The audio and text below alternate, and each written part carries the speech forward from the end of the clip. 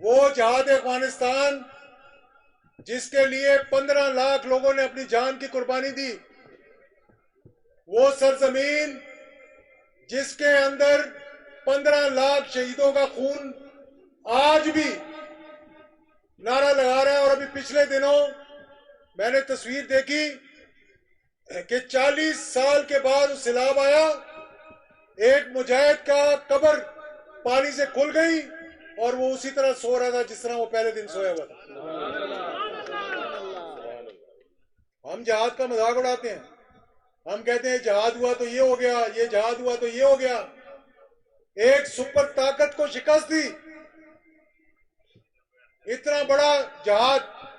और ये वो लोग हैं अफगानिस्तान के जिन पे आज भी हमारे हुकूमतें जो है कभी उंगलियां उठाती हैं, कभी बातें करती हैं, बजाय इसके कि उस अपनी कोशिश का। और वो उस जहाद के दौरान कोई शख्स खड़ा होकर बता दे कि एक भी अमेरिकी फौजी अगर पाकिस्तान की सरजमीन या अफगानिस्तान की सरजमीन पर उसका पांव लगाओ,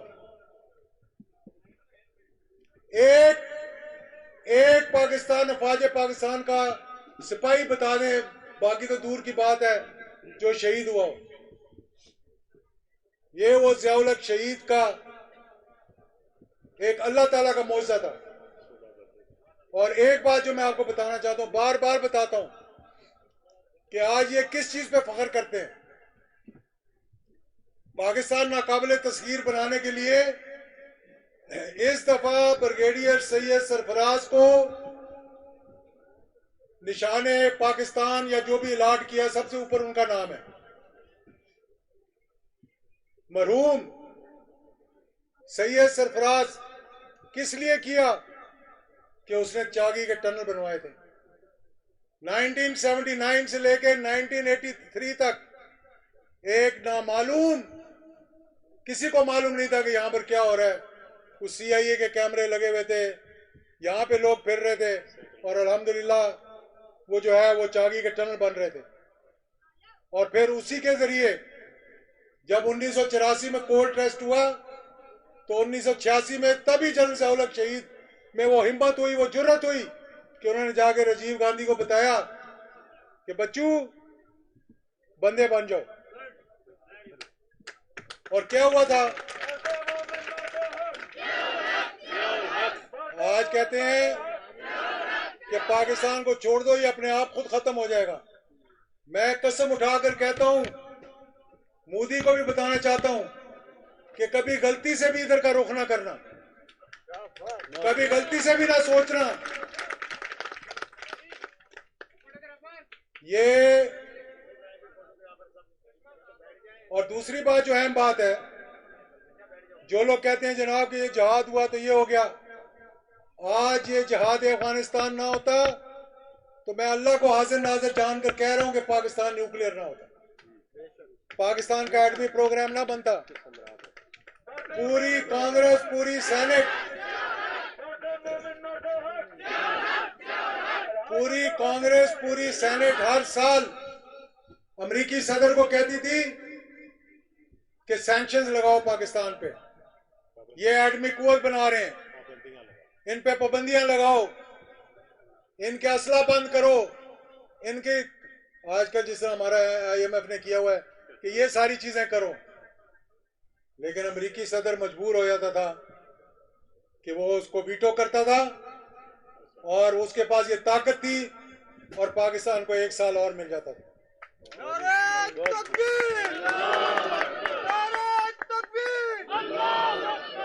आज मैं 2 बातें बताना चाहता हूं आपको। ये बात नोट करें आप, चाहे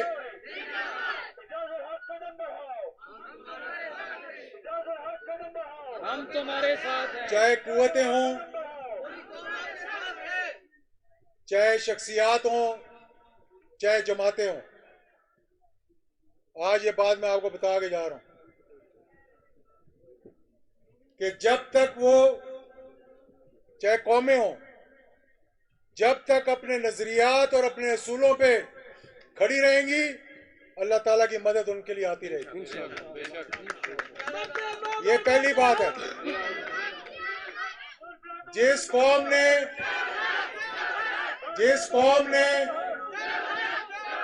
जिस पार्टी ने, जिस शख्सियत ने अपने नजरियात की पटरी से उतर गई, वो हमेशा दरबदर होती है।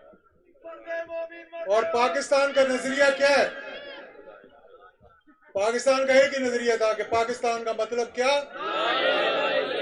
मोहम्मद रसूलुल्लाह। कि पाकिस्तान का मतलब क्या? ये नजरिया था हमारा। हम कभी किसी किबले की तरफ मुंह कर लेते हैं नमाज पढ़ने के लिए, नियत लेते हैं।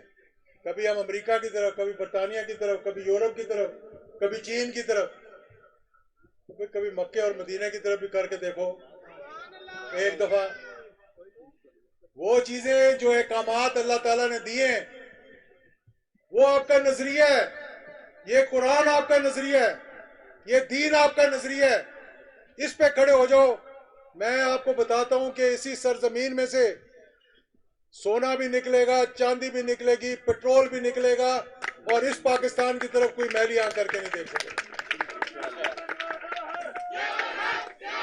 और जिन लोगों ने, सुनो, जिन लोगों ने, मूसा खान पेशावरी के लिए मैं नारा लगवाऊंगा अभी 2 मिनट खामोश। जिन जमातों ने, जिन लोगों ने अपना नजरिया छोड़ दिया, फरूक खटक बुरा ना मनाना, मैं जिन लोगों ने, तेरा नहीं कह रहा मैं, जिन लोगों ने, जिन जमातों ने अपना नजरिया छोड़ दिया और मफादात के लिए इकट्ठे हो गए, वो दरबदर ही रहेंगे। वो कभी इक़्तिदार के मजे नहीं ले सकते। अगर इसमें कोई शक है तो मुझे बताओ। आज पाकिस्तान की सियासत से नजरिया खत्म हो गया। आज पाकिस्तान की मईशत से नजरिया खत्म हो गया। आज क्या है? मफादात हैं, ख्वाहिशात हैं। इसी जगह खड़े होकर लाखों का मजमा था। अगर आप लोगों को याद हो, जो बुजुर्ग यहां बैठे हुए हैं, तो क्या बताते थे, क्या सबक हमें सिखाते थे? वो आज मुल्क में ही नहीं आ सके। क्या वजह है? कोई वजह नहीं है, सिर्फ अपने नजरिए से, अपनी पटरी से उतर गए। मुफादात के लिए उन लोगों से हाथ मिला लिया जिनको सड़कों पे घसीटते थे, जिनके पेट चाक करते थे। आज उनको अपने कंधों पे उठा के फिर रहे हैं। इधर जनरल शहीद के मीनार पे खड़े होकर तकरीरें करके जो बताते थे कि मैं किस मिशन को लेके जाऊंगा, आज वो किसी और जिए के नारे लगाते हैं। उनकी औलाद वहां जाती है, वहां जाके नारे लगवाती है खड़ी होके। तो फिर तुम्हारा ख्याल है कि अल्लाह ताला ऊपर नहीं बैठा हुआ? वो नहीं देख रहा?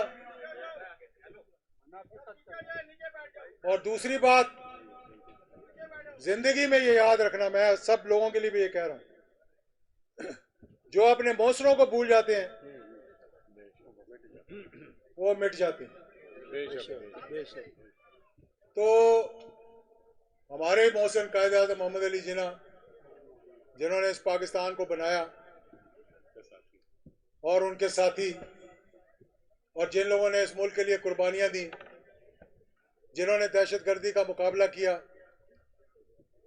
मैं आप लोगों को ये बताना चाहता हूं। अच्छा, फिर मैं खुद अल्हम्दुलिल्लाह हम सियासी लोग हैं, लेकिन अब सियासत करने को दिल नहीं करता। सीधी बात बता रहा हूं, क्योंकि सियासत में स्वाय मफादात के कुछ नहीं रहे। ऐसे ऐसे लोग इकट्ठे बैठते हैं जो एक दूसरे की शक्ल नहीं देखना चाहते, और मुस्कुरा कर अपनी तस्वीरें खिंचवा के टीवी पे चलवाते हैं। मैं कहता हूं कौम को भी समझ नहीं आ रही। आज क्या हुआ है, मैंने एक छोटी सी खबर सुनी थी, मैं उसकी नहीं करना चाहता, कि नए वजीर आजम ने हलफ लिया। मुबारकबाद देते हैं इस स्टेज से उसको, अनवारुल्लाह काकड़ को। मुझे किसी ने बताया कि वो सोकर उठा तो पता लगा कि 20 रुपए पेट्रोल बढ़ गया। महंगाई का तूफान आ गया, तो उससे पूछने लगा लोगों से क्या हुआ है, ये किसने किया है। उसने कहा जी वो जाने वाले पाकिस्तान की मईशत को ऑटो पे लगा कर चले गए। अब ना काबीना की जरूरत है ना वजीर आजम की जरूरत है, उन्होंने इसको ऑटो पे लगाया हुआ है। जिस दिन चाहेंगे पेट्रोल बढ़ेगा, चीनी महंगी हो जाएगी, घी महंगा हो जाएगा, तेल महंगा हो जाएगा, आटा महंगा हो जाएगा, और ये एक दूसरे से पूछते रहेंगे किसने किया किसने किया किसने किया। ये तो हाल हो गया। तो इंशाल्लाह दूसरी बात जो बड़ी अहम है, 1990 में मैंने बताया थी ये बात, ये मुख्तसर करता हूं आपके लिए। 90, 91, 92, 93 मैंने बताया, मैंने हिंदुस्तान का बजट देखा। उस बजट में $90 मिलियन रखा गया था लॉबिंग करने के लिए अमेरिका के अंदर। कितना? $90 मिलियन। आज का तो बहुत ज्यादा, और आज का तो पता नहीं वो कितने अरबों खरबों ट्रिलियन रुपीस बन जाएंगे। और हमने क्या किया कि पहले एक जमात ने एक बंदे को $1 मिलियन दे के रखा, फिर दूसरी जमात ने रखा। उसको ये नहीं कहा कि पाकिस्तान के लिए काम करो, उसको कहा हमारी कुर्सी मजबूत करो। और देखते देखते क्या हुआ कि आज उनकी लॉबी कहां पहुंच गई है और हम लोग कहां खड़े हैं। ये तो हमारी लोग हैं जिनको ये पता है। फिर दूसरी बात यह है कि थोड़ा सा हमारी अदालतों के लिए भी मैं शुक्रिया अदा कर देते हैं उनका भी, अगर आप इजाज़त दें तो, कि अभी उन्होंने वो जो एक जाली सा कानून पास किया था असेंबली ने, रूल्स एंड प्रोसीजर का, जो कि 2/3 अक्सरियत से होना चाहिए था, वो कर दिया। 90 दिन में कहा इलेक्शन कराओ, कहते नहीं कराते। फिर कहते हैं जी हम आइन की पासदारी के लिए जमहूरियत लाना चाहते हैं। जब आइन के अंदर लिखी हुई चीजों को नहीं मानते तो आइन की पासदारी कैसे करेंगे आप? अब वो रिवर्स हो गया ना, अब सारे एक दूसरे की शक्ल देख रहे हैं कि ये कैसे हो गया। अब मेरी एक दुआ है कि या अल्लाह जिन्होंने इस मुल्क को लूटा है, जिन्होंने अपने कर्जे माफ करवाए हैं, जिन्होंने अपनी मनी लॉन्ड्रिंग माफ करवाई है, कि या अल्लाह इस सुप्रीम कोर्ट को इतनी ताकत दे कि वो भी रिवर्स करें उसको। और पाकिस्तान की कौम, पाकिस्तान, और अब इन सब की कमरों में दर्द शुरू हो जानी है बहुत जल्दी। किसी की बेटी बीमार हो जाएगी, किसी की बीवी बीमार हो जाएगी, कोई खुद बीमार हो जाएगा। इन्होंने अभी सब ने, इन सारों ने अपने अपने टिकट कटवा लिए हैं।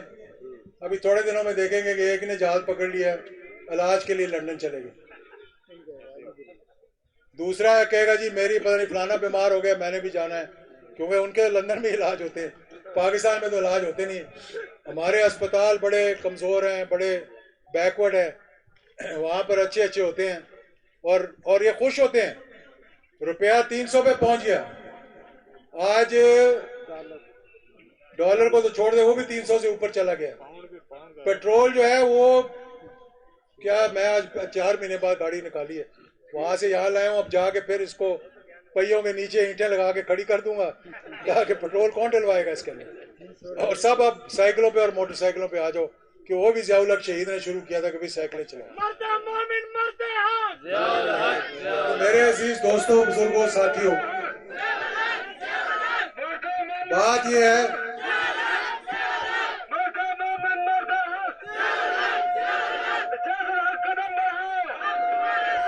11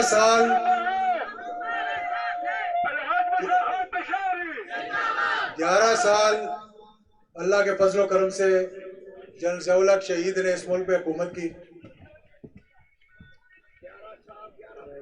11 साल और 11 महीने। कोई शख्स यहाँ मुझे बता दे कि कभी कोई महंगाई हुई, कोई बेरोजगारी नजर आई, कोई कीमतें बढ़ी? नहीं बढ़ी।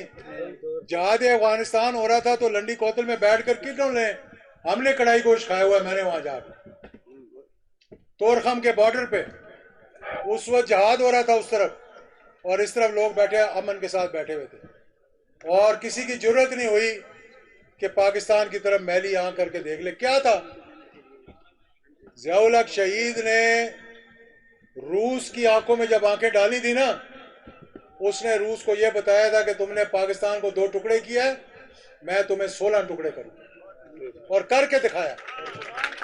मरते मोहम्मद मरते हक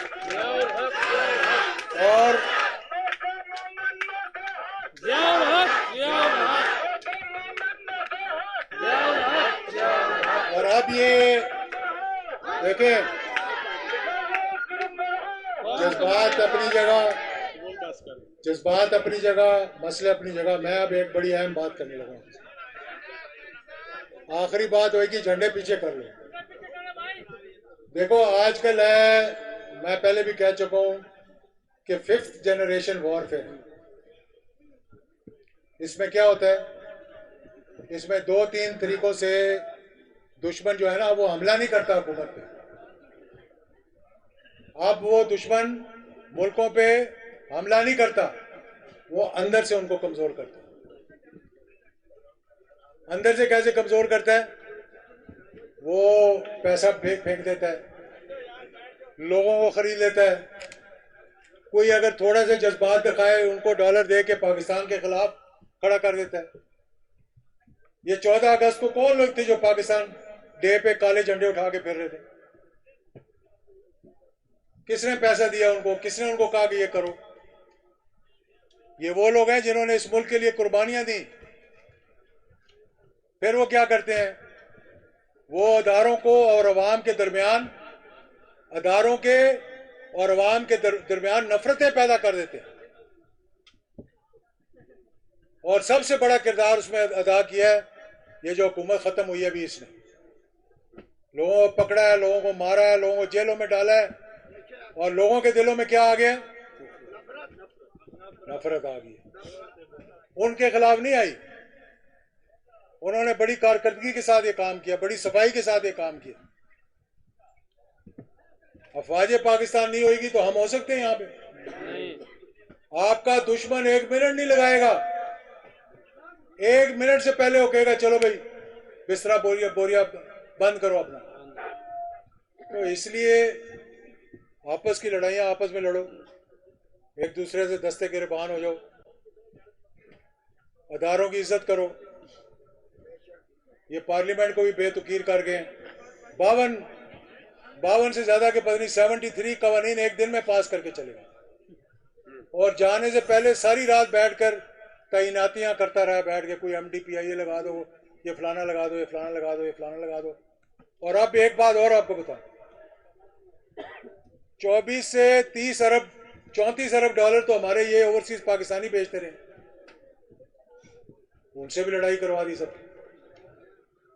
34 अरब डॉलर पाकिस्तान की रीढ़ की हड्डी है वो इकोनॉमी की। आते ही हर साल इतना पैसा भेजते हैं पाकिस्तान में, जिससे हमारा इकोनॉमी जो है वो चलती है। उनका वोट का हक बंद कर दिया कि इनको वोट का हक नहीं देना। क्यों? कि शायद हमारे मुखालिफ हो। बस पाकिस्तान के मुखालिफ तो ना करो अपने लोगों को, उनको दो वोट का हक दो, उनको फैसिलिटीज दो। वो पाकिस्तानी है, पाकिस्तान के लिए कुर्बानियां देते हैं। तो ये चीजें जो है ना, ये फिर वो आगे चलकर मामला ज्यादा खराब हो जाते हैं। और हमने एक बात मैं आपको ये बता दूं कि सियासत भी अपनी जगह, कारोबार भी अपनी जगह, हर चीज अपनी जगह। पाकिस्तान है तो हमने इस मुल्क के लिए हमने कुर्बानी देनी।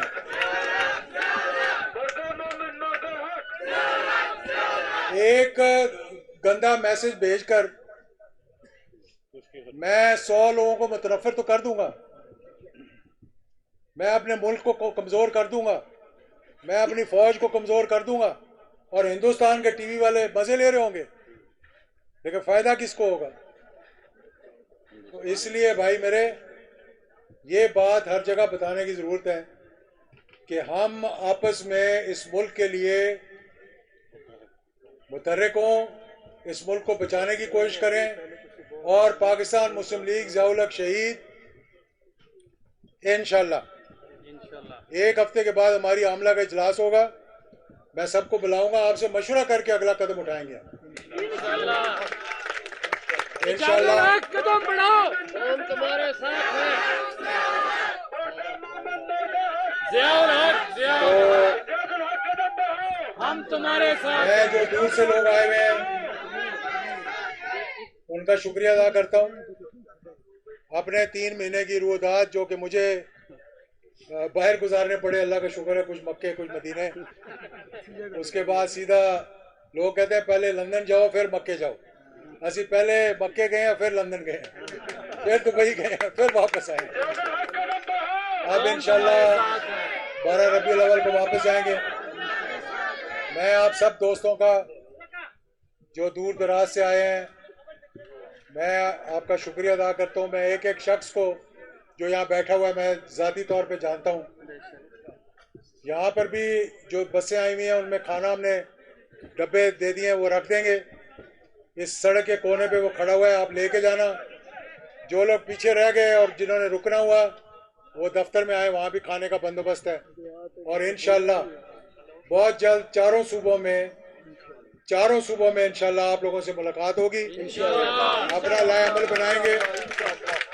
और पाकिस्तान का मतलब क्या? अब एक नारा मेरे से कहा है, नाराए तकबीर, और जोर से नाराए तकबीर, नाराए रिसालत, Pakistan Pakistan Pakistan.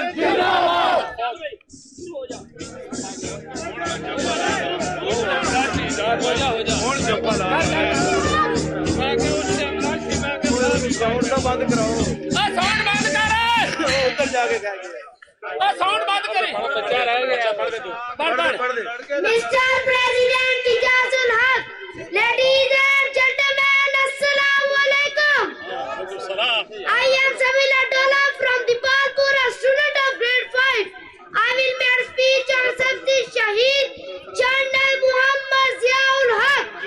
General Muhammad Ziaul Haq assumed power in 1977 through amnesty of making a movement in Pakistan history. One of the most important General Muhammad Ziaul Haq rule in Islamization policy. General Muhammad Ziaul Haq life came to end